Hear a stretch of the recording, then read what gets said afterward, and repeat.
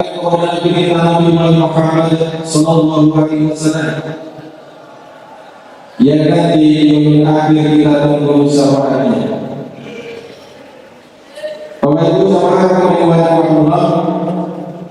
pada kesempatan kali ini izinkan saya sebagai pembawa acara membacakan susunan acara kesempatan pagi hari ini hingga siang nanti. Yang pertama pembukaan, kemudian nanti pembacaan Al-Quran, kemudian yang ketiga sambutan, kemudian yang keempat kajian inti yang meliputi kajian fikih, kemudian kajian teknis 1 dan 2.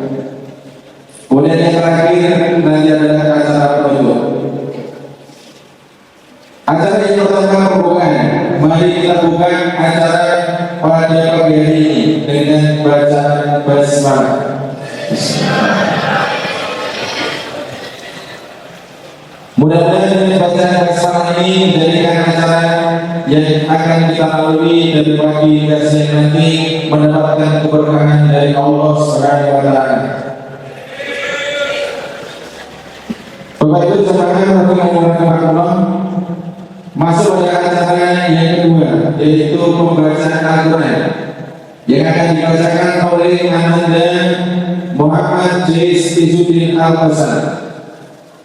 Kepada Bapak Ibu semuanya diharap mendengarkan dengan seksama dan mudah-mudahan Allah Subhanahu wa taala memberikan rahmat kepada kita semuanya. Kepada Ananda Muhammad Jais Izzuddin Al-Hasan kami persilakan.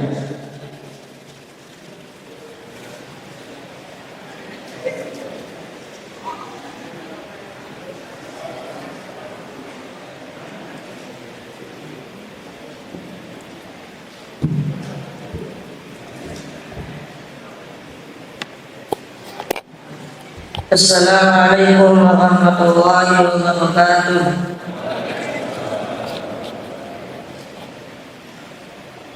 A'udzu billahi minasy syaithanir rajim. Bismillahirrahmanirrahim. Qul ara'aytum in kana min 'indillahi wa kafartum bihi wa shahida shahidun min bani Israila ala mithlihi fa amana wastakbartum inna Allaha la yahdil qawmal zalimin. Wa qala alladhina kafaru lil ladzina amanu law kana khairan ma sabaquna wa idh lam yahtadu bihi fasayaquluna hadza ifkun qadim wa min qablihi kitabu Musa imaman wa rahmah wa hadza kitabun musaddiqul lisanan arabiyyan liyunzira alladhina zalamu wa bushra lil muhsinin. Innal ladzina qalu rabbuna Allah thumma istaqamu fala khawfun 'alaihim wa la hum yahzanun. Ulaika ashabul jannati khalidina fiha jazaan bima kanu ya'malun. Allahumma arhamna bil Qur'an. Wassalamualaikum warahmatullahi wabarakatuh.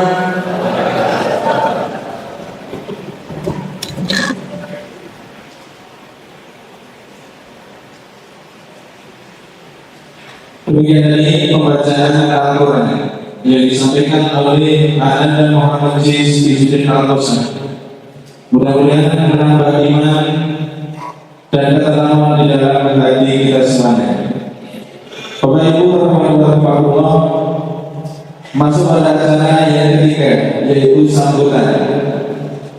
Yang akan disampaikan beliau Ustaz Abdul Rahman selaku penasihat ranting Muhammadiyah Quran sekaligus pembina Pondok Pesantren Tauhidul Quran Nurul Abad.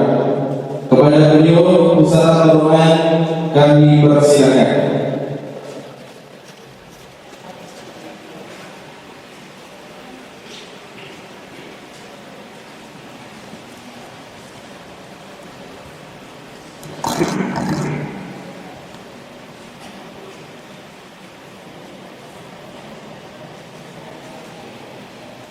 Bismillahirrahmanirrahim. Assalamualaikum warahmatullahi wabarakatuh.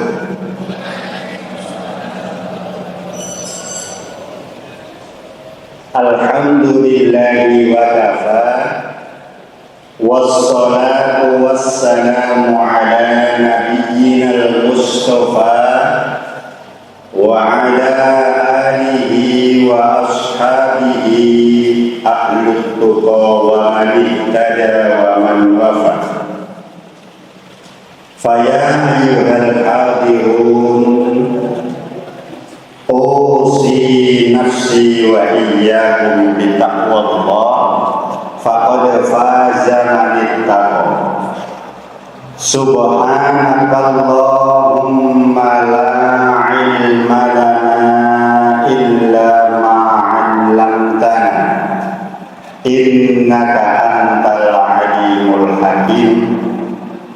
Allahumma ij'al jam'ana hadha jam'an marhuma wa tafarruqana min ba'dihi tafarruqan mubarakan maksuma. Shadaqallahu wa shadaqa rasulihil karim. Yang kami hormati dan kami muliakan segenap pembina, penasehat, ketua dan jajaran pengurus Yayasan Ulul Albab beserta mudir dan segenap staf ustadz dan ustadzahnya. Yang kami hormati dan kami muliakan segenap pengurus baik dari penasehat, ketua, ranting Muhammadiyah Toladan. Dan yang kami hormati dan kami muliakan bapak-bapak, ibu-ibu, sederek-sederek, hadirin wal hadirat, kaum muslimin wal muslimat, rahimani wa rahimakumullah. Terlebih dahulu mari kita senantiasa memanjatkan puji dan syukur kehadirat Allah Subhanahu wa ta'ala.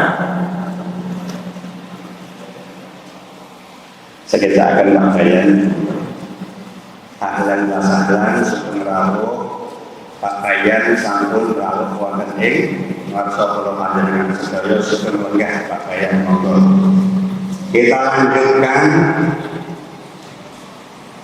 bahwa marilah kita senantiasa benar-benar memanjatkan puji dan syukur kehadirat Allah Subhanahu wa ta'ala, yang mana atas takdir dan erodatnya, atas rahmat, nikmat, hidayah, taufik dan ma'unahnya, pada kesempatan yang mulia di pagi hari ini kita masih bisa bermuwajahah.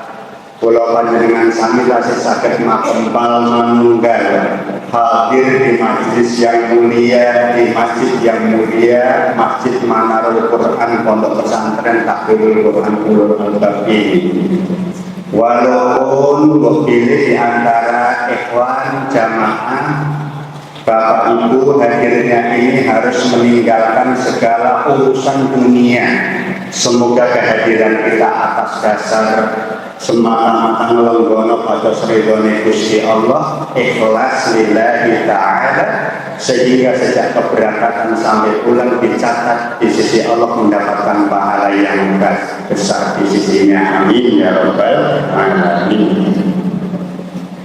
Ingkang salajengipun yang pertama yang saya sampaikan mewakili segenap sesepuh pengasuh jajaran pengurus Pondok Pesantren Tahfidzul Quran Ulul Albab sekaligus jajaran pimpinan ranting Muhammadiyah Tulakan beserta tokoh-tokohnya, kami mengucapkan sugeng rawuh bi qauli ahlan wa sahlan wa marhaban fi hudurikum wa qudumikum.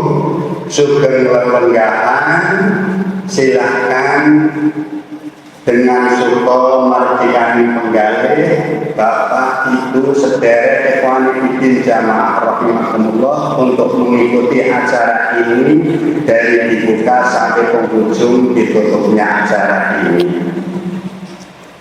Semoga kehadiran sekali lagi jamaah sekalian sekaligus ilmu yang kita dapatkan bisa membawa pencerahan yang lebih baik dan keberkahan untuk kita semuanya.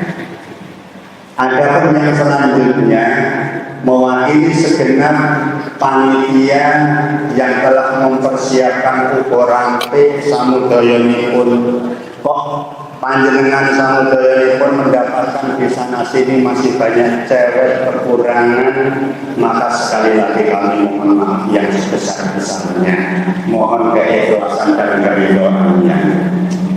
Adapun yang selanjutnya, kami segenap pengurus Pondok Pesantren Tahfidzul Quran Ulul Albab beserta jajaran pengurus ranting Muhammadiyah Kampung Tulaan ini terinspirasi bahwa Allah Subhanahu wa Ta'ala senantiasa akan memberikan hadiah-hadiah yang agung kepada hamba-hambanya sesuai dengan yang dikehendaki Allah Ta'ala. Allah sampun paring hadiah bulan Ramadan, dan sebentar lagi semoga Allah Subhanahu wa Ta'ala pertemukan kita semuanya dengannya, yaitu yang difirmankan Allah Ta'ala wonten ing muqaddimah awal-awal surah Al-Fajr. Allah berfirman wal fajr walayalin ashr, demi waktu fajar dan demi malam-malam yang 10. Menurut Ibnu Abbas, nanti insya Allah akan dijelaskan dengan Ustaz Ilham. Menurut Imam Mujahid dan para mufassir yang lain, makna walayalin ashr dan demi malam-malam, tentunya siangnya juga yang 10, kata para mufassir itu adalah 10 hari di awal bulan Dzulhijjah utawi bulan besar. Maka ditambahkan satu hadis Rasul dari Ibnu Abbas radhiyallahu anhu, Kanjeng Nabi ngendika ma min ayyamin al-amalus sholihu fihinna khairun wa ahabbu ila Allah min hadhil ayyamil ashr. Tidak ada hari-hari di mana apabila di hari-hari itu dikerjakan amal soleh oleh seorang hamba tidak akan melebihi kemuliaan dan kebaikan serta pahalanya melebihi hari-hari yang 10 ini. 10 yaitu 10 hari di bulan Dzulhijjah yang awal.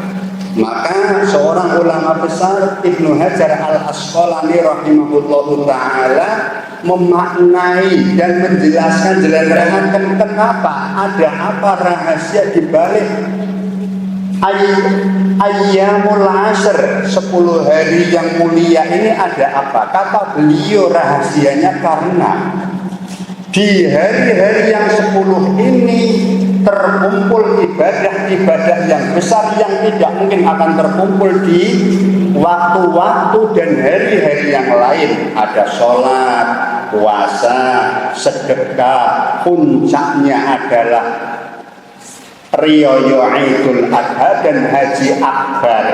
Maka tidak ada di hari yang lain, maka inilah hari-hari yang sangat agung. Jamaah, maka dengan demikian karena untuk menyambut hari yang sangat agung ini, syiar-syiar yang luar biasa, hari raya yang agung ini, umat Islam harus menyambutnya dengan baik. Maka kami segenap jajaran pengurus dan pengasuh Pondok Pesantren Tahfidzul Quran Ulul Albab bekerja sama kalian jajaran pengurus Ramping Muhammadiyah Kampung Tulaan Punika ingin bagaimana menyambut hari raya yang agung dalam rangka pendekatan kita kepada Allah Ta'ala dengan ibadah yang agung harus dimaksimalkan, ditingkatkan ilmu pengetahuan dan tata caranya. Maka dengan demikian kami semuanya menyambut kehadiran Bapak-bapak Ikhwan Fillah Jamaah Rahimahumullah demi terlaksananya acara yang mulia ini. Ini sekali lagi dengan terinspirasi keagungan daripada hari raya itu, kami segenap pengasuh pengurus jajaran Pondok Pesantren Tahfidzul Quran Ulul Albab beserta jajaran pimpinan dan pengurus Ranting Muhammadiyah Kampung Tulaan menyelenggarakan acara ini dan di hari ini. Pramila matur suwun jazakumullah khairan jazaa wa ahsanal jazaa atas kehadiran Bapak Ibu sedherek Ikhwan Fillah Jamaah Rahimahumullah demi terlaksananya acara pada pagi hari ini sampai siang nanti insyaallah. Adapun yang kedua, kami terinspirasi satu hadis dari Rasul, dari Umar bin Khattab, bahwa kata beliau, "Idza dzabaha ahadukum falyujahhiz." Kalau kalian nanti akan bertemu dengan bulan Dzulhijjah, monggo Ustaz Jamuri beserta ahlan wa sahlan jajaran monggo sugeng walunggahan jazakumullah ala hudurikum. Maka karena untuk menyambut kemuliaan hari yang sangat agung di sisi Allah dan kita semuanya harus menyambutnya dengan baik, maka ketika terkait dengan penyembelihan hari raya Idul Adha, monggo Pak Haji Warno, barakallahu fikum. Itu dari Umar bin Khattab, Rasulullah bersabda, "Idza dzabaha ahadukum falyujahhiz." Apabila kalian bersiap-siap untuk menyambut hari raya yang agung untuk proses penyembelian, maka persiapkanlah segala sesuatunya dengan sematang-matangnya. Baik kaitannya dengan ilmu yang berkaitan dengan fikih udhiyah hari raya Idul Adha, apa juga ilmu yang berkaitan dengan tata cara penyambutan pelayanan kita kepada hewan kurban yang mulia sampai disembelihnya hewan kurban, sampai syukur dagingnya itu kualitas yang terbaik, dagingnya kemudian semoga menjadi daging yang terbaik dan barokah. Maka sekali lagi bahwa pada kesempatan pagi hari ini pengurus jajaran Pondok Pesantren Tahfidzul Quran Ulul Albab bekerja sama yang baik dengan pimpinan Ranting Muhammadiyah Kampung Tulaan mengadakan Tholaqul Ilmi Tabligh Akbar berkaitan dengan fikih tentang udhiyah, dilanjutkan dengan tata cara yang paling baik agar semuanya innallaha kataba ala kulli syai', innallaha katabal ihsana ala kulli syai'. Allah menerapkan sopan santun, kebijaksanaan, kebaikan dalam setiap segala sesuatu. Wa idza qataltum fa ahsinul qitlah. Kalau kamu mau membunuh, bunuhlah dengan yang terbaik. Wa idza dzabhtum fa ahsinul dzibha. Kalau kalian akan menyembelih, maka sembelihlah dengan yang terbaik supaya lebih barokah. Barakallahu fikum. Demikian sambutan dari kami. Sekali lagi sugeng lelenggahan mengikuti acara ini sampai paripurna, sampai selesainya. Semoga Allah Subhanahu wa taala memberikan kemudahan dan keberkahan kepada kita semuanya. Kurang dan lebihnya mohon maaf. Akhiru da'wana wa billahi taufiq wal hidayah. Nasrun minallahi wa fathun qarib wa basyiril mu'minin. Wassalamu alaikum warahmatullahi wabarakatuh.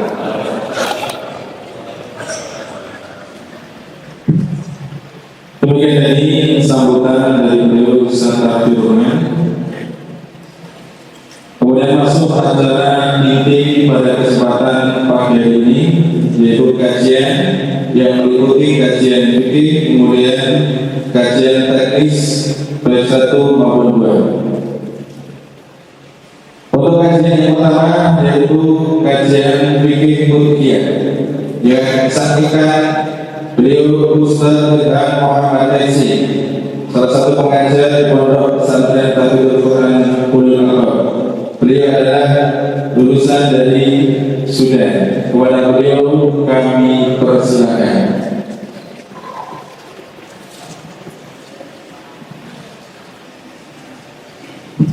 Untuk waktu 30 sampai 45 menit.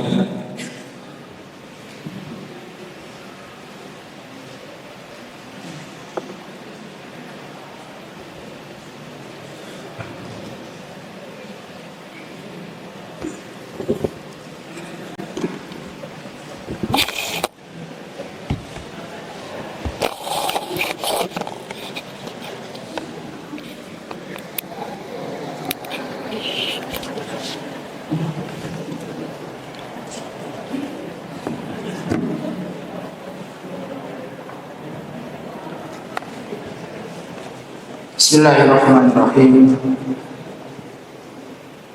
Alhamdulillahilladzi anzala ala 'abdihi ibadan mu'minat. Alhamdulilladzi khalaqa fasawwa walladzi qaddara fahada. Nahmaduhu wa nasta'inuhu wa nastaghfiruhu wa na'udzu billahi min shururi anfusina min sayyiati a'malina. May yahdihillahu fala mudilla lahu wa man yudlilhu fala hadiya lahu. Asyhadu an la ilaha illallah wa asyhadu anna Muhammadan abduhu wa rasuluhu wa safiyuhu wa khaliluhu. Ballagha risalah wa adal amanah wa nasaha lil ummah wa jahada fillahi haqqa jihadihi hatta atahul yaqin wa taraka ummatahu ala mahajjatil bayda lailuha kanahariha la yazighu anha illa halik. Amma ba'du. Fassalamualaikum warahmatullahi wabarakatuh.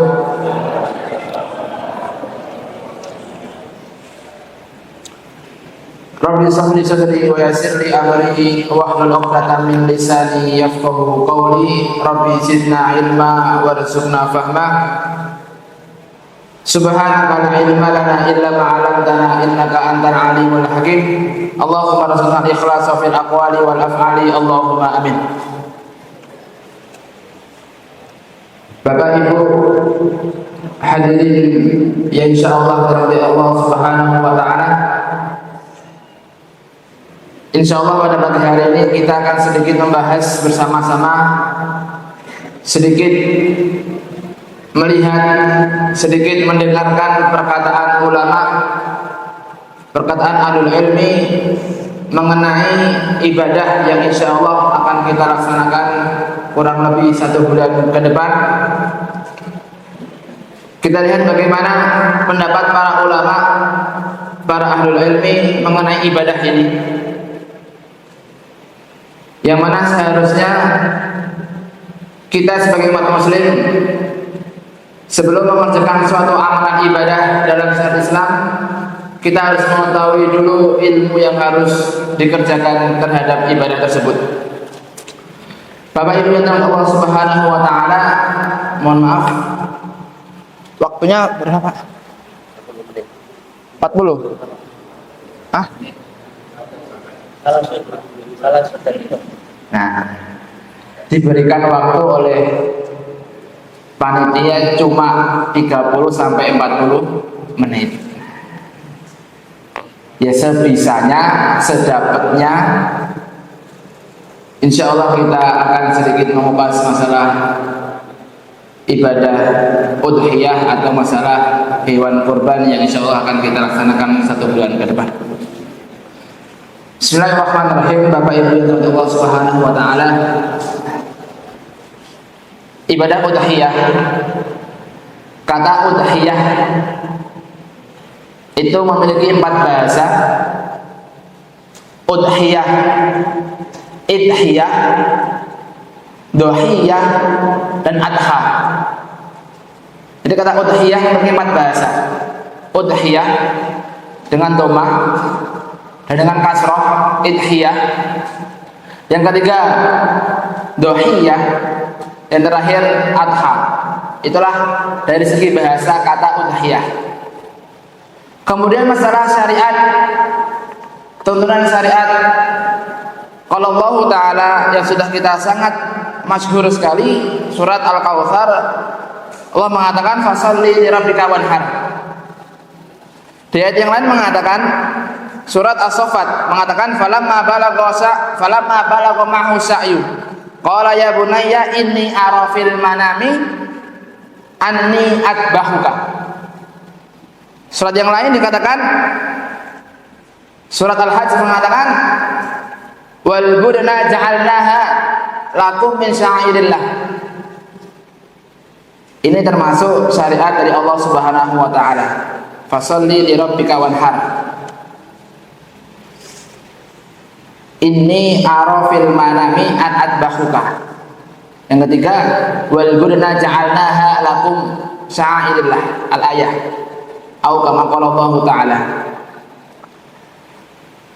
Dari ayat tersebut jelas bahwa ini adalah syariat Allah Subhanahu wa taala. Dan wal budna, di sini Allah menyebutkan hanya al budna, unta. Tidak menyebutkan hewan-hewan yang lain. Tapi bagaimana pandangan syariat, bagaimana pandangan ahaditsul ahkam, bagaimana pandangan sabda Rasulullah sallallahu alaihi wasallam masalah hewan, nanti akan kita bahas.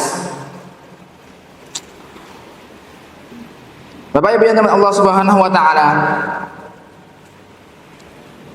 udhiyah, kata udhiyah yaitu mayat bahu, sesuatu yang disembelih untuk kita mendekatkan diri kepada Allah Subhanahu wa taala di hari Nahr atau di Ayyamut Tasyrik. Sesuatu yang disembelih. Apa yang disembelih? Nanti kita bahas. Apakah hewan? Apakah semua hewan? Apakah bisa ayam? Apakah bisa bebek? Kita bahas. Apa sesuatu yang akan disembelih? Taqarruban ila Allah taala fi ayyamin nahr atau Ayyamut Tasyrik. Ahlul ilmi berbeda pendapat masalah Ayyamut Tasyrik. Ayyamut Tasyrik itu dihitung setelah hari Idul Adha atau hari Id juga dihitung Ayyamut Tasyrik. Ini ahlul ilmi sudah berbeda pendapat, pendapat yang kuat dan dipegang oleh tarjihnya Muhammadiyah di tahun 2014 mengatakan bahwa Ayyamut Tasyrik dihitung 1 hari setelah hari Idul Adha. Kemudian masalah hadis, jelas dari hadisnya Anas bin Malik radhiyallahu ta'ala anhu mengatakan, karena Nabi sallallahu alaihi wasallam yudhi bi kabsyaini. Hadis ini sangat masyhur, sangat terkenal masalah bahwa Rasulullah sallallahu alaihi wasallam itu kalau mau menyembelih bi kabsyaini. Kabs. Apa itu kabs? Domba. Makanya Pak, alhamdulillah dulu ketika kita di Sudan itu kita lebih mengutamakan domba. Karena apa? Banyak hadis dan Nabi Muhammad SAW sering mengerjakan udhiyah dengan domba. Kalau di Indonesia jarang. Nggak tahu harganya gimana, murah atau mahal. Tapi insya Allah kalau di Sudan, di tanah Arab, domba insya Allah lebih murah dan dagingnya lebih enak. Itu untuk masalah hewan. Rasulullah SAW menyembelih 2 domba. Itu dia. Itu masalah hadis yang berkaitan dengan syariatnya udhiyah. Bagaimana hukumnya? Bagaimana hukum udhiyah setiap muslim? Apakah wajib? Apakah sunnah, muakkadah atau mustahab? Ahlul ilmi berbeda pendapat. Tapi ada hadis yang mengatakan, hadisnya Abu Hurairah di Sunan Al-Baihaqi mengatakan, man wajada sa'atan falam yudhi fala yaqrabanna masjidana atau fala yaqrabanna musalla. Barang siapa yang memiliki kesanggupan dan dia tidak udhiyah, jangan mendekat di musola kita. Harusnya jelas. Ada yang mengatakan wajib dalam hadis ini. Tapi hadis ini dikatakan oleh Imam Bukhari dan Imam At-Tirmidzi di hadisnya mengatakan bahwa hadis ini mauquf. Hadis ini mauquf atau hadis ini hanya sampai dari kalamnya Abu Hurairah. Hanya sampai pada perkataan Abu Hurairah. Ini kalau wajib nanti bahaya. Nah, setiap orang wajib mungkin nggak punya duit utang, ini bahaya. Maka hadisnya apa ini? Hadisnya mauquf. Apa itu mauquf? Hadisnya hanya sampai perkataan sahabat dari Abu Hurairah radhiyallahu taala anhu. Yang kedua mustahab. Ini pendapat yang kuat bahwa udhiyah mustahab, dianjurkan. Dan dikuatkan juga pendapat Muhammadiyah di Tarjih dari 14 mengatakan bahwa udhiyah mustahab. Tapi ahlul ilmi mengatakan juga apa? Bahwa udhiyah sunnah muakkadah. Sunnah muakkadah. Maka dari itu kita mengambil bahwa udhiyah ini yaitu sunnah muakkadah atau mustahab. Kemudian Bapak Ibu sekalian, kita langsung masuk ke udah 10 menit pembahasannya, baru mukadimah. Langsung masuk pembahasan masalah bagi yang ingin berkurban. Di sini di kitab ini yang saya bawa, kitab karangan Al-Imam Al-Hafidh Al-Alamah Asy-Syaukani rahimahullahu taala, di kitab bernama Al-Awtar. Beliau mengatakan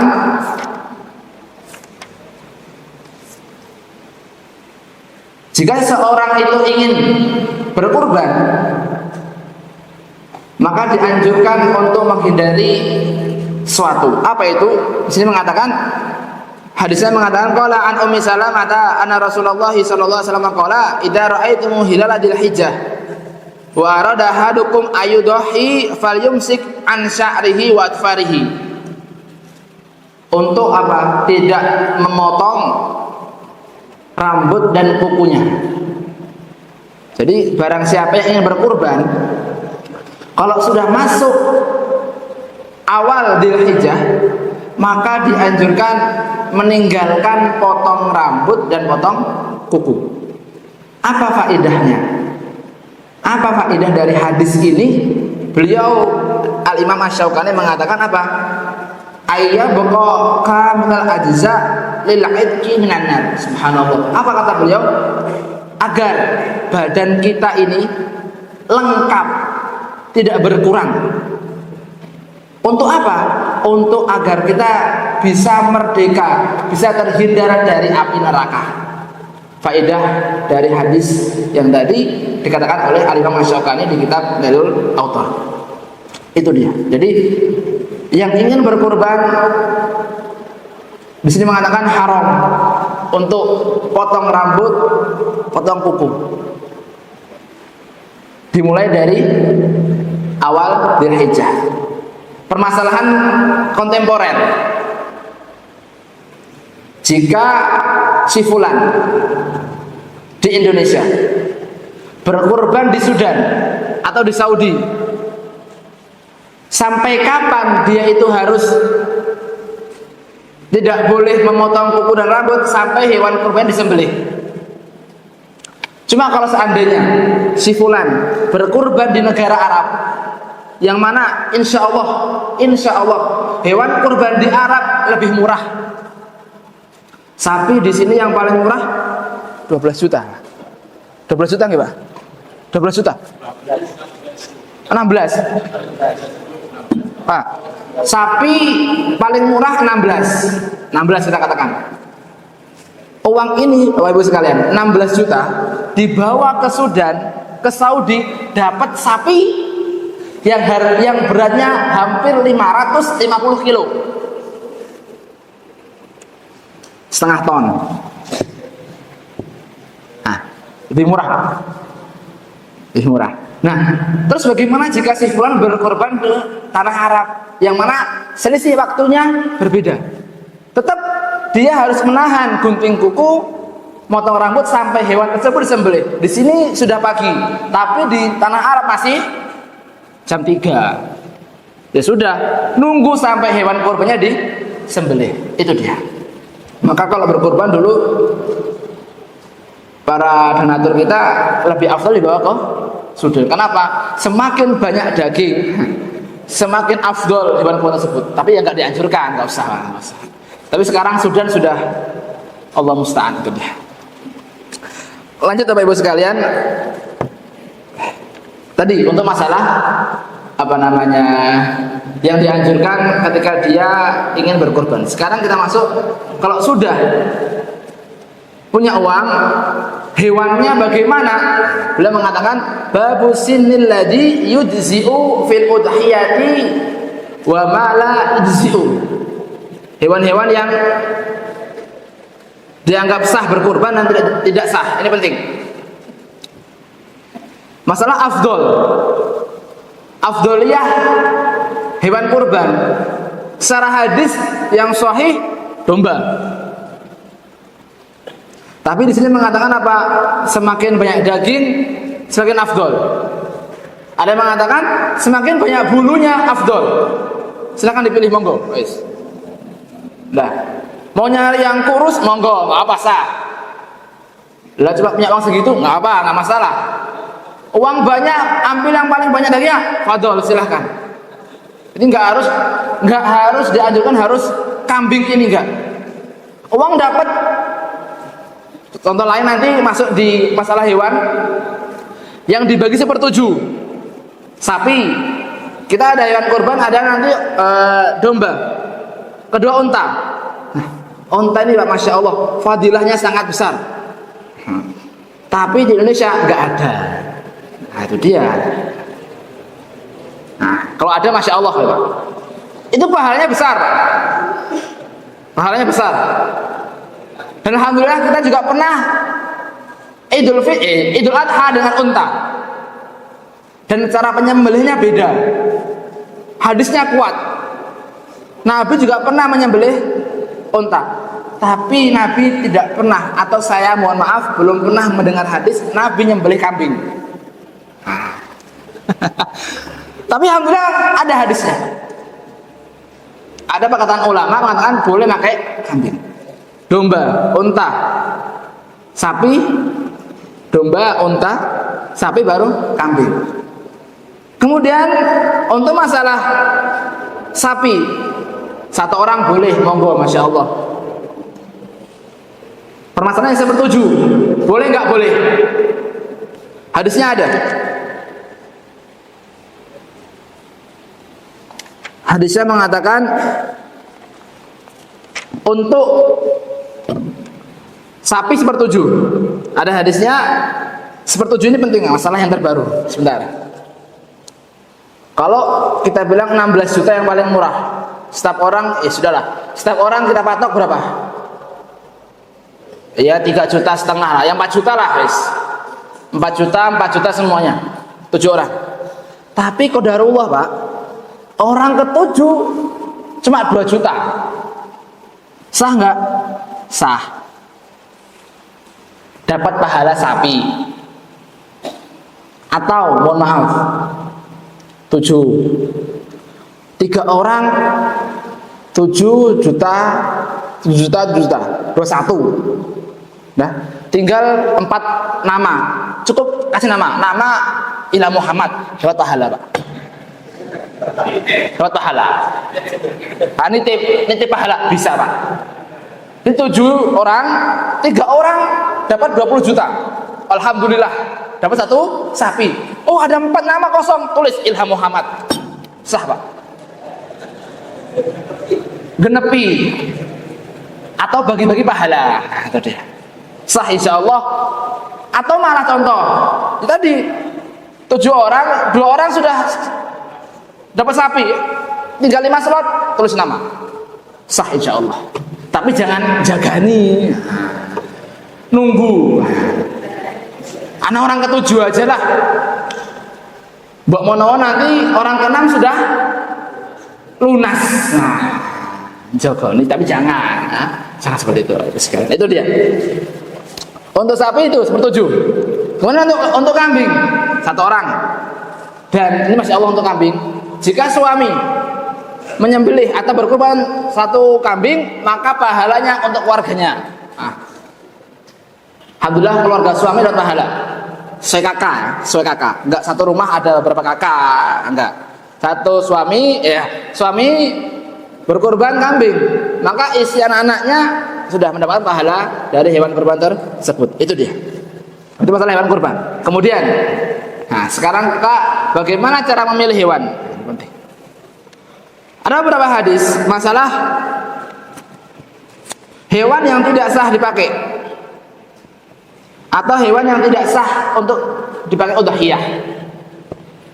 Intinya ada 2 poin Bapak Ibu sekalian.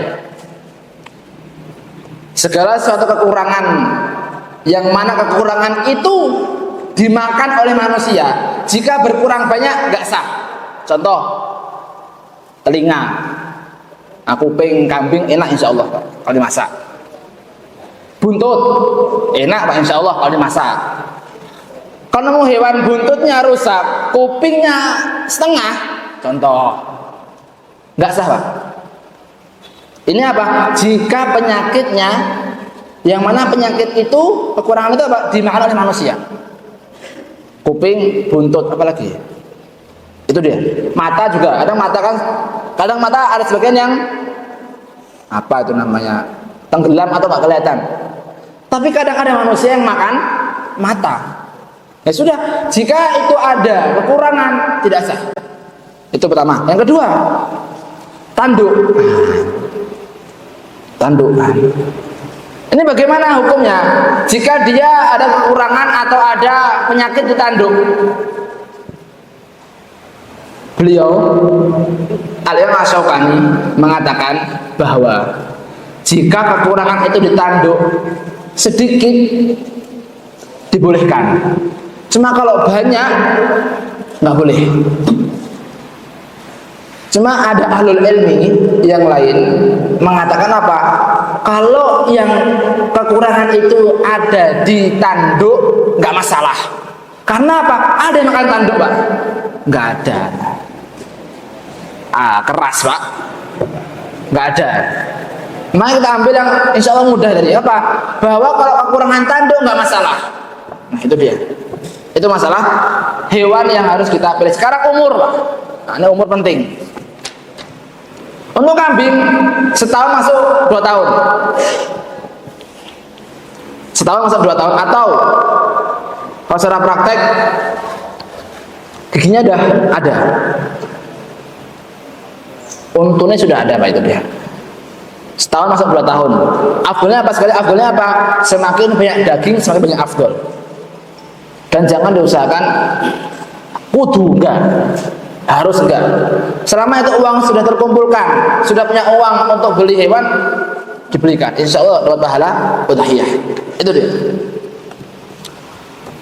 Nah, kemudian tadi masalah hewan. Hewan yang memiliki penyakit tidak sah. Entah itu nanti di kakinya, di matanya, di kupingnya, tanduknya. Permasalahan kontemporer yang dibahas di Majelis Tarjih Muhammadiyah 2014 mengatakan jika penyakit itu ada ketika mau disembelih, contoh pas mau apa namanya itu jegal sapi atau apa, ternyata apa, kakinya patah atau geret kambing buntutnya lepas, contoh. Bagaimana ini seperti ini? Nggak sah, Pak. Udhiyah nggak sah. Mau diganti, monggo, panitia nggak ada tanggungan. Nah, ada panitia nggak ada tanggungan, tapi ya janganlah. Gitu ya. Secara hadis, ahli mengatakan apa? Panitia tadi yang merusak nggak ada tanggungan. Mau diganti kepada mudhohi, silahkan. Gitu, itu masalah penyakit yang terjadi ketika mau disembelih. Makanya hati-hati ketika menjegal sapi atau yang lainnya. Kita lah kalau di Sudan, kita diajari oleh masyayikh kita, oleh guru-guru kita. Sebenarnya untuk masalah kambing itu cukup 2 orang. Nanti ada hadisnya apa? Bahwa Rasulullah itu lebih sering menyembelih hewannya sendiri. Kalau kambing, Pak, saya perhatikan dulu. Jadi cukup 2 orang. Ambil kakinya, diginikan, cukup. 1 orang, nanti ada hadisnya, dengkulnya ini atau kakinya di leher, apa namanya, leher kambing baru gini. Cukup 2 orang sebenarnya itu kambing. Ada yang megang kakinya dengkul kanan, ada hadisnya nempel di leher kambing, begini kan. Itu dia. Itu masalah kambing. Kemudian Bapak Ibu sekalian, masalah adab ketika menyembelih.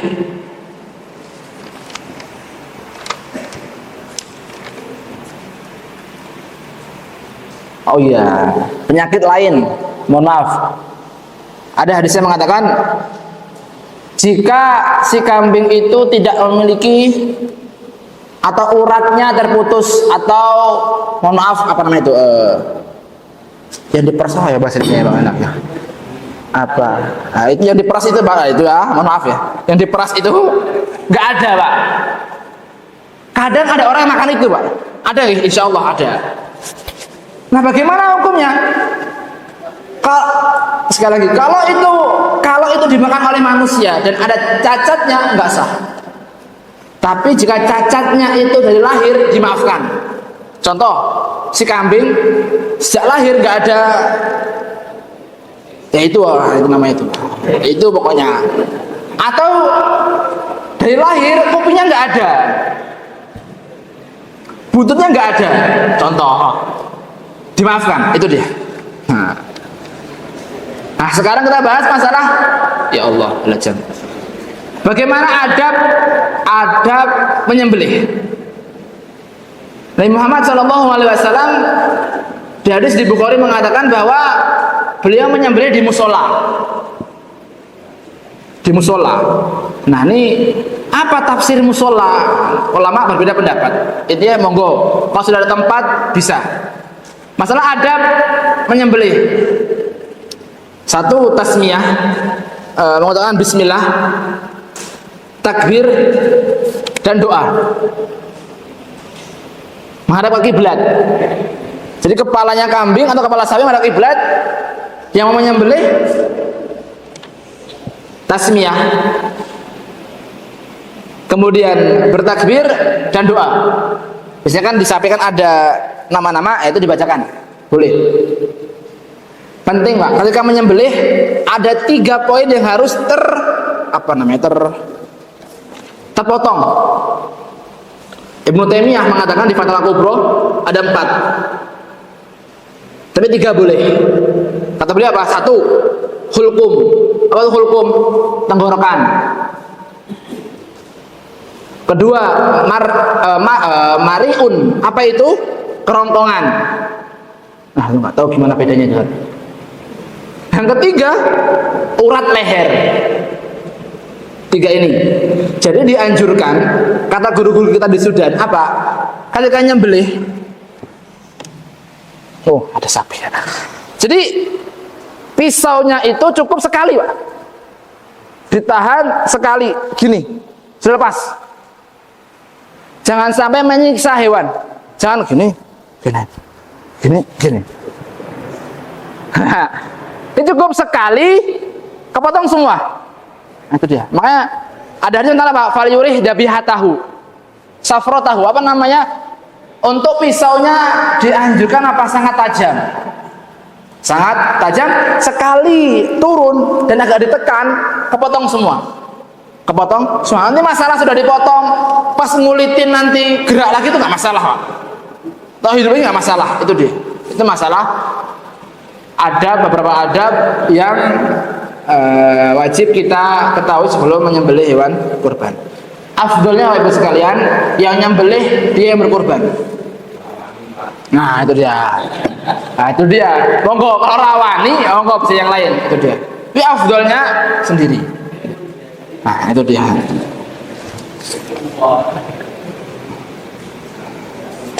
Setelah di sembelih hewan kurban, sedikit tambahan sedikit masalah hewan unta.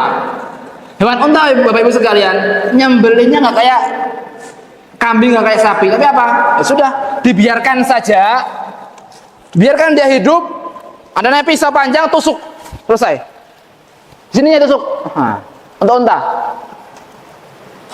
Cukup dia diam, tapi ya pinggirnya nggak sebanyak orang. Kenapa? Nanti takutnya apa? Kena kakinya. Ya apa namanya itu bahasanya disemplak itulah apa itu. Nah, untuk unta sedikit tambahan, sedikit ilmu sedikit. Kalau unta tidak perlu dijatuhkan, nggak perlu, Pak. Apa cukup kalau dia diam, anteng, pisau panjang cukup ditusukkan ke sininya.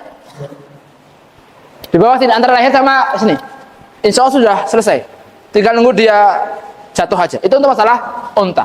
Nah, alhamdulillah. Itu dia masalah unta. Masya Allah sudah 30 menit. Kemudian yang terakhir penting, masalah daging kurban. Nah, daging kurban. Bapak Ibu sekalian, ini sangat penting. Nabi Muhammad SAW di awal perintah melarang menyimpan daging kurban lebih dari 3 hari. Nah, ini pondok kena ini, Pak. Ini pondok kena ini, Pak. Nggak harus pondok, semua gitu, Pak. Jadi ada larangan apa? Daging kurban itu harus 3 hari habis. Nah, itu dia. Angel ini, Pak. Angel. Tapi alhamdulillah, itu dia. Ada hadis lain. Apa kata beliau di sini mengatakan? Dari sahabat Abi Sa'id Al-Khudri mengatakan, ya ahlal Madinati. Penting, Pak. La ta'kulul luhumal adahi fauqa 3 ayam. Jelas. Jangan makan hewan kurban lebih dari 3 hari. Haram, Pak, katanya. Nggak boleh. Nah, ini penting, semua kena tar. Tapi apa kata beliau? Abi Sa'id Al-Khudri langsung lapor ke beliau, ya Allah ya Rasulullah, ini berat. Zaman dahulunya berat, apalagi sekarang, Pak. Ya, apalagi sekarang. Apa kata beliau? Fasyaqau ila Rasulillahi sallallahu alaihi wasallam anna lahum. Nah, ada alasan. Ya Rasulullah, ini berat. Kita punya apa? Ayalan, keluarga. Kita punya hasyaman, ada tamu. Kita punya khodaman, kita punya apa? Pembantu. Apa kata Rasulullah? Faqala kulu wa ad'imu wa ahbisu. Masya Allah. Wa ahbisu wa adkhiru. Alhamdulillah. Apa kata Rasulullah? Kulu, makanlah. Dah. Wahbisu, wahbisu. Disimpan. Wadakhiru, wadakhiru. Siapa disimpan? Terserah sampai kapan. Alhamdulillah ada hadisnya. Hadis yang awal ada mansuh. Masya Allah, kita berterima kasih kepada sahabat Abi Sa'id Al-Khudri. Beliau lapor ke Rasulullah, beratnya Rasulullah, kita punya tetangga, punya orang rumah, punya pembantu. Gimana? Ya sudah, makan, minum dan simpanlah. Sampai kapan? Gak ada hadisnya. Alhamdulillah. Nah, alhamdulillah aman. Aman. Jadi hadisnya nggak ada, sampai setahun nggak ada. Mau sampai setahun, mau sampai 2 tahun, monggo. Itu dia. Jadi nggak ada batasan maksimal di hadisnya. Itu dia. Sedikit kemudian masalah hewan kurban dan lain sebagainya. Untuk yang nyembelih, untuk yang tukang nyembelih hewan kurban tidak ada ujroh. Apa nak ujroh itu Pak enaknya? Tidak ada upah untuk penyembelih hewan kurban. Hasilnya jelas, nggak ada. Lah aku nyembelih sapi telu, maksud kayak itu daging nggak ada Pak? Nggak ada. Tidak ada upah untuk menyembelih hewan kurban. Itu dia, itu pertama. Kemudian, sekarang kita bahas masalah bagaimana daging, kulit, dan lain sebagainya. Untuk mudhahi yang yang berkurban sulus Pak, sepertiga dari hewan kurban. Mau 1/3 boleh, mau setengah kilo boleh. Mohon maaf, Ibnu Abbas. Mana Pak? Mudhahi cukup makan selukmah. Apa lukmah? Segenggam aja. Ibnu Abbas. Ketika berkurban, beliau hanya makan cuma segenggam dagingnya. Kemana sisanya? Sedekahkan. Itu dia. Jadi 1/3 boleh, mau sedikit boleh. Afdalnya apa? Disedekahkan. Itu dia. Tasarruf kepada orang-orang yang diperlukan. Itu dia. Daging bisa dikonsumsi, bisa disimpan dan lain sebagainya. Tulang monggo, kepala monggo. Untuk kulit, penting. Kulit. Bagaimana kulit? Hadisnya jelas Pak.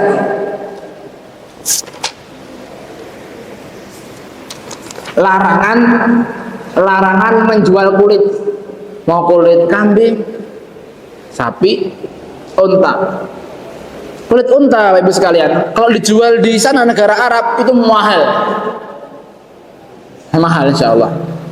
Tapi Pak, ada hadisnya mana bahwa ada larangan haram menjual kulit sapi, kulit kambing. Tapi ini masya Allah, semoga ini menjadi menjadi kita tenang. Majelis Tarjih Muhammadiyah mengatakan jika kulit itu dijual, uangnya untuk dibelikan daging lagi, untuk dimakan bareng-bareng boleh. Ya nggak boleh apa? Kulit tadi dijual, uangnya untuk mudhahi, untuk yang berkurban nggak boleh, kata Tarjih Muhammadiyah. Cuma kalau dijual, uangnya untuk makan-makan boleh. Tapi kata beliau apa di Tarjih Muhammadiyah? Kalau makan-makannya hanya panitia kurban nggak etis. Ini penting Pak. Penting ini Pak. Jadi jual kulit, uangnya belikan daging atau belikan kambing kalau bisa, bagikan. Jangan buat panitia aja. Ini perkataan dari Majelis Tarjih Muhammadiyah Pak, nggak etis jika uang itu untuk panitia. Itu dia. Itu masalah sedikit, masalah daging, tulang dan lain sebagainya. Kemudian Bapak Ibu sekalian, tambahan sedikit, sudah hampir 40. Tambahan sedikit, nanti bisa monggo untuk soal-soal monggo nggak apa-apa.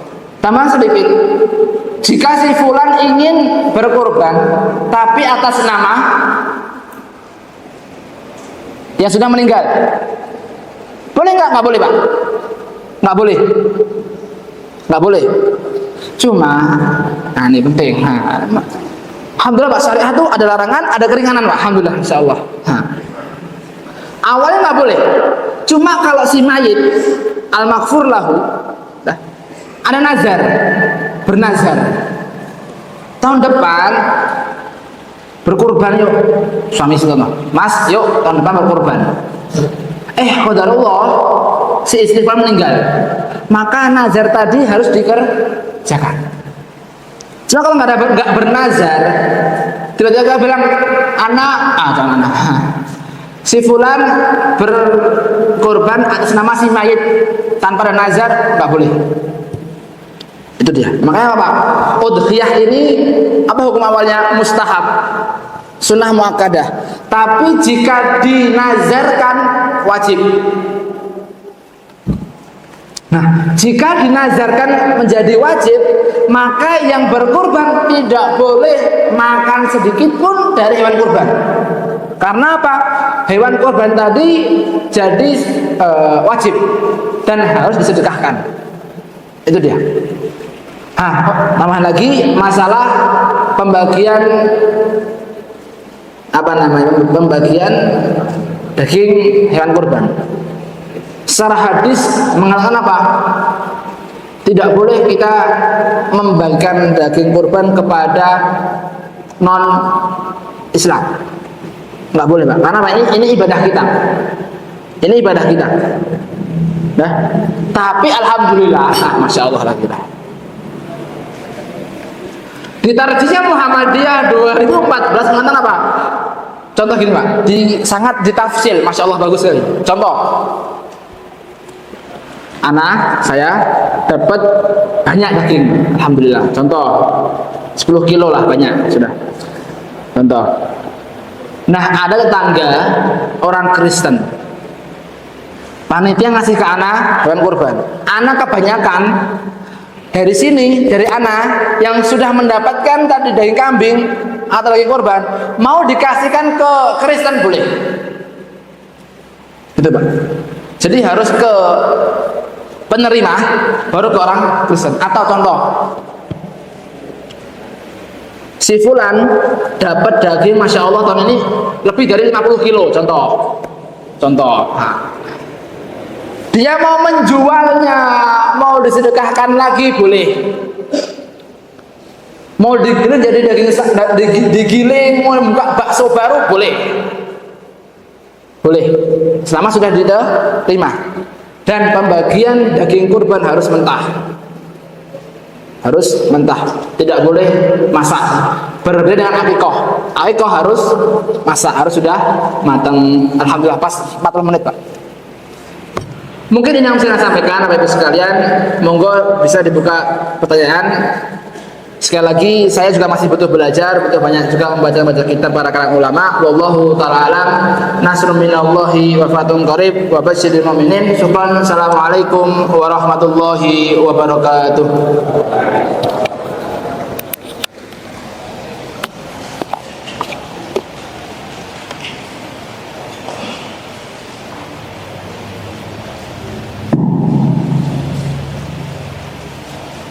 Karena mengenai waktu, jadi mungkin dari pertanyaan saya. Jadi mungkin nanti, oh ada pertanyaan, apa yang monggo? Oh ada mana? Di monggo. Monggo, Pak.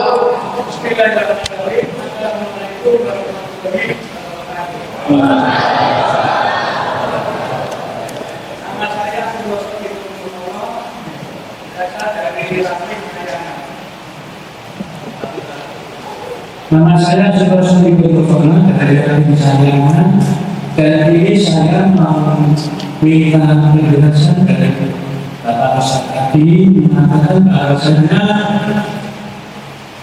masalah benar-benar di mana kita memberikan atau pemberian. Tapi dikatakan kalau ada yang satunya atau hubungannya itu tidak sah. Maka dari itu saya khususnya saya pribadi benar-benar dengan bahwa Bapak tentang panitia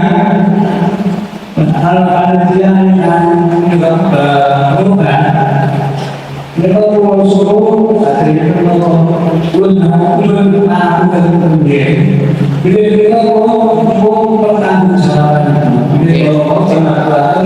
kalian Bapak Ustaz melakukan patah di membaca padahal si pengorban tadi sudah berusaha. Jadi kesimpulan saya untuk mengambil sana itu panitia saya pikir kok kurang tanggung jawab. Sekian, terima kasih dari saya. Wassalamualaikum warahmatullahi wabarakatuh. Ya secara syariat memang tidak, panitia tidak ada yang mengenal. Tapi secara ihsan, secara apa? Secara muamalah, monggo panitia urunan ganti bisa. Itu kata panitia monggo gitu ya. Nah, kalau mohon maaf, si fulan korban sapi yang harganya 30 juta. Nah panitia padahal pas sapinya ganas, rewelan, pas mau dijegal coklek sikile. Panitia kalau salah ihsan ganti 30 juta. Monggo nggak apa-apa gitu. Nah kemudian Bapak sekalian, ini penting. Masalah iuran kurban. Kurban ini bagi yang sanggup tidak usah dipaksakan golek utangan. Gengsi. Wah, semua warga iuran 1/7 sapi. Aku ora dhewe golek utang, enggak usah. La yukallifullahu illa usaha. Illa nafsu. Jadi nggak usah dicari ngutang sih lah, ngutang betul nggak usah, tidak usah membebankan diri, itu dia. Assalamualaikum warahmatullahi wabarakatuh. Yang mau saya sampaikan kita tentang tadi yang pertama, hewan kurban biasa jika sakit. Nah, kalau sakitnya hewan kurban ini diketahui setelah hewan itu disembelih bagaimana? Contoh misalnya ada kasus dulu itu sapinya sehat, tapi ketika sudah disembelih dikupas semuanya ternyata hatinya rusak dan hasilnya itu bagaimana? Itu yang pertama. Yang kedua tadi sampaikan tentang cacat lahir rusak. Padahal pada sekali misalkan kami itu sandur itu punya sandur tahu ya kayak itu sandur. Berarti kan pada yang sandur itu nggak sangat cacat. Nah ini menjelaskan tentang cacat lahir itu yang seperti apa. Terima kasih. Untuk penyakit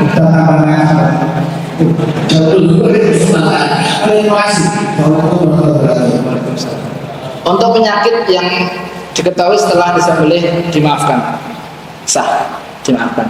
Hatinya ada apa, kemudian ternyata dalamnya ada apa, itu sah. Terus contoh, mohon maaf, ini terjadi dulu di Sudan. Kita nyembelih unta, ternyata apa?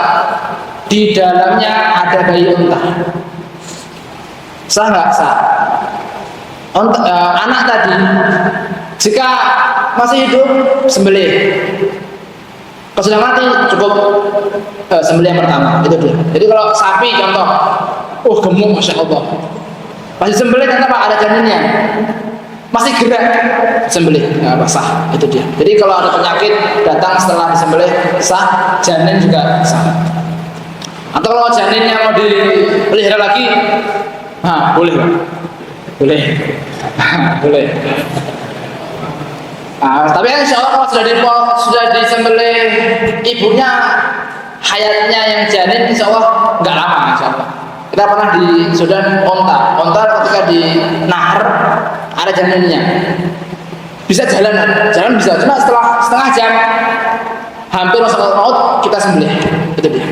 Kemudian untuk yang tadi yang cacat dari lahir, mau itu yang satu atau enggak ada atau 3, contoh ya, dari lahir 1 aja atau enggak ada atau 3 dari lahir dimaafkan.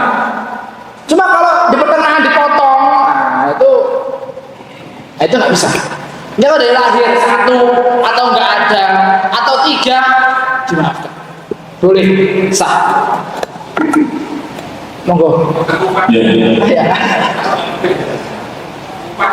Upah itu kalau panitia itu biasanya yang korban itu untuk sapi itu kan tempat saya kan pakai 420 ya itu ditanggung, itu lepas dari ratusan untuk diubahkan kepada yang dibeli, yang baik. Tapi itu bukan diambil dari satunya rumah. Kalau kambing misalnya 50 itu upahnya, tapi upah dibeli dan pemiliknya, tapi bukan dari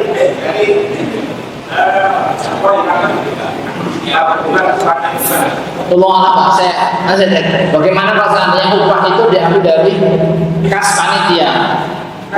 Bukan kas panitia, yang bukan Orang lain? Oh, uang lain. dari dimaknya. Allah Pak, saya takut saya. Saya hadisnya jelas tidak ada ujroh, tidak ada upah untuk penyembelih. Penyembelih atau ekibrit juga ya, tapi yang nggak itu nggak legal, nggak cuma sekumbang. Kalau politik kan lain dengan yang penyembelih. Cuma nanti kalau babnya itu di muamalah kita menghargai pekerjaannya, babnya di muamalah pekerjaannya boleh. Bab muamalah, bab beda. Kita contoh kita memperkerjakan seorang, kita kasih upah boleh. Cuma di bab udhiyah diambil dari uang lain untuk yang nyembelih.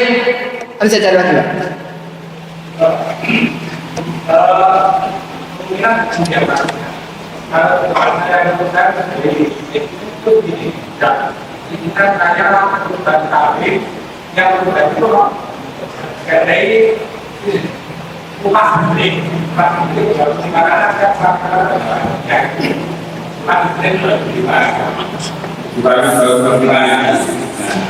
itu mungkin ya kita semacam itu. Jadi menurut saya apa itu boleh. Jadi bukan kalau pekerjaan kami tadi upah itu kan dari yang disebut upahnya upah itu tidak boleh.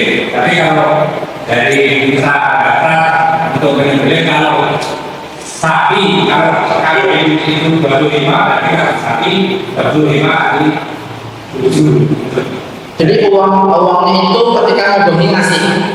Ya, Daftar itu contoh sapi memberi upah. Itu sapi daftar ini upah. operasional. Terus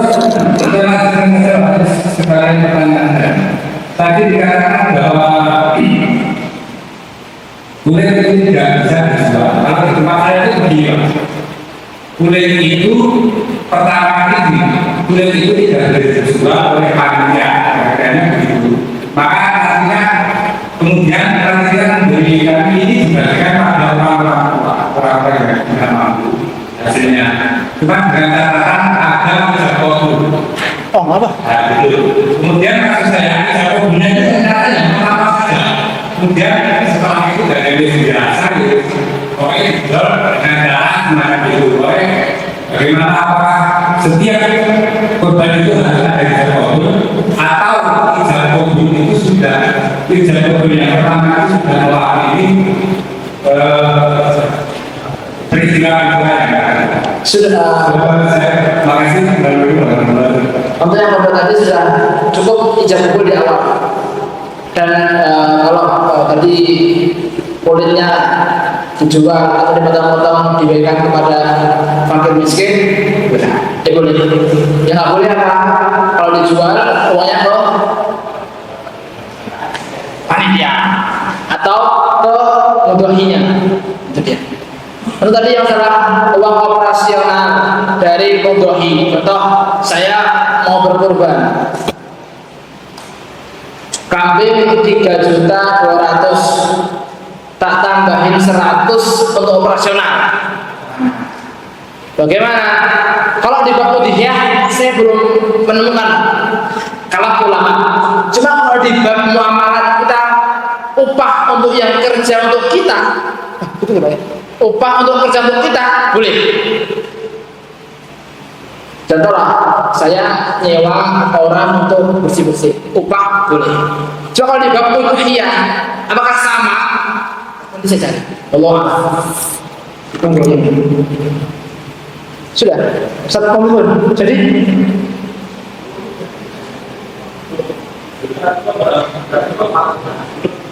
Ayo, sudah. Iya.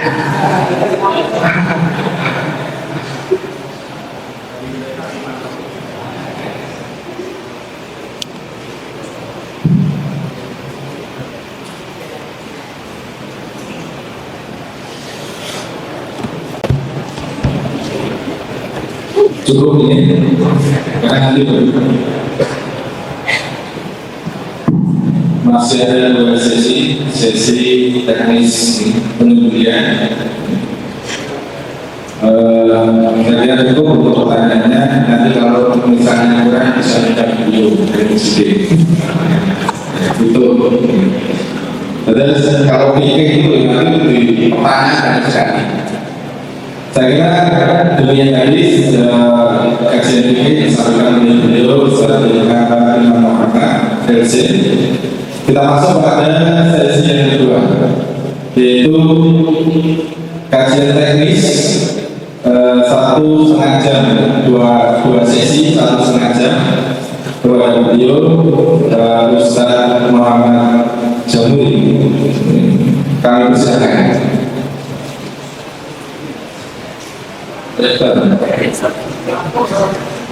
Monggo dipersiapkan karena ini memang teknis.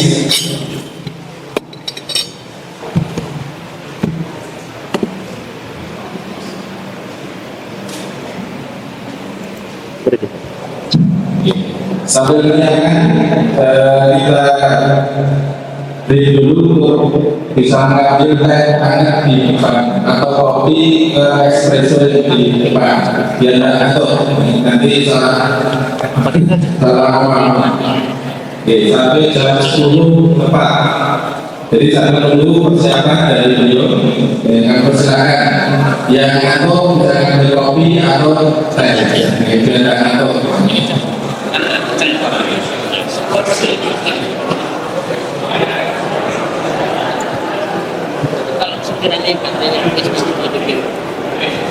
Untuk kamar mandi berada di utara Masjid Toyang Putra. Kamar masjid yang agak kosong. Toyang Putri bisa ke selatan. Jadi turun ke selatan dari kelas 1 di atas. Itu digunakan. Monggo waktu sampai jam 10. Sampai beliau mempersiapkan tempatnya.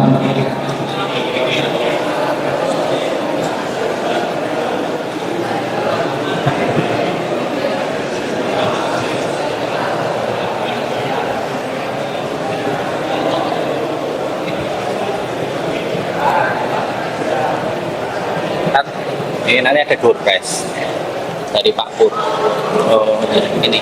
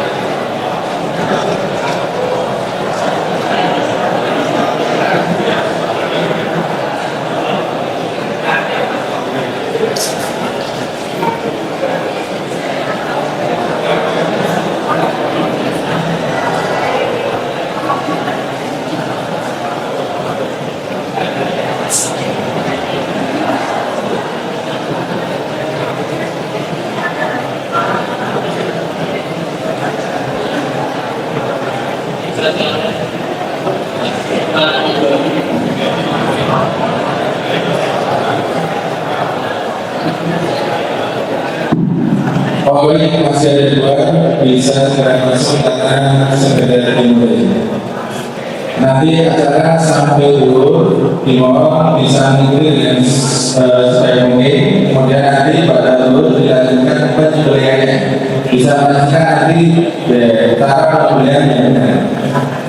Insya Allah penyembeli sapi. Pada video kami bersenang.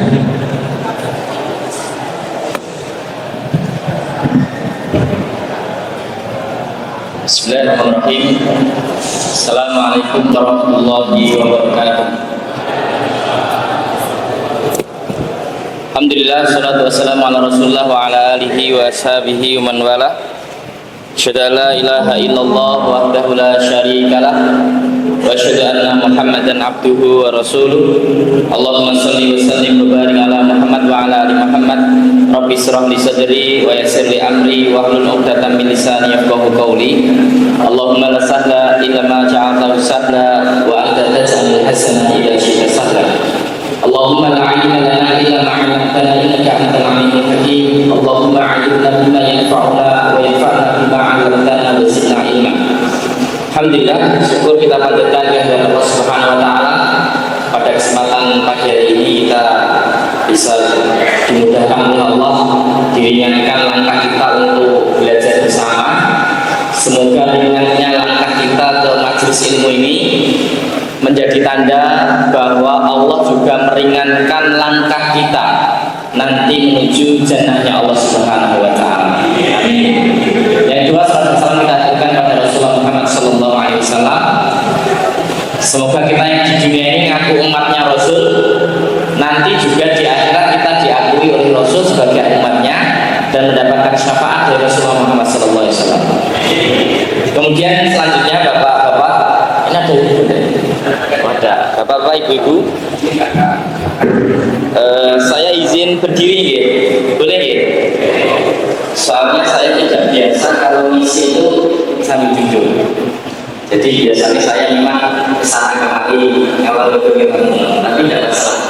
Oke, kita di sini nanti sebenarnya kita akan belajar tentang penyembelihan. Itu 5 bab. Yang 5 bab itu sebenarnya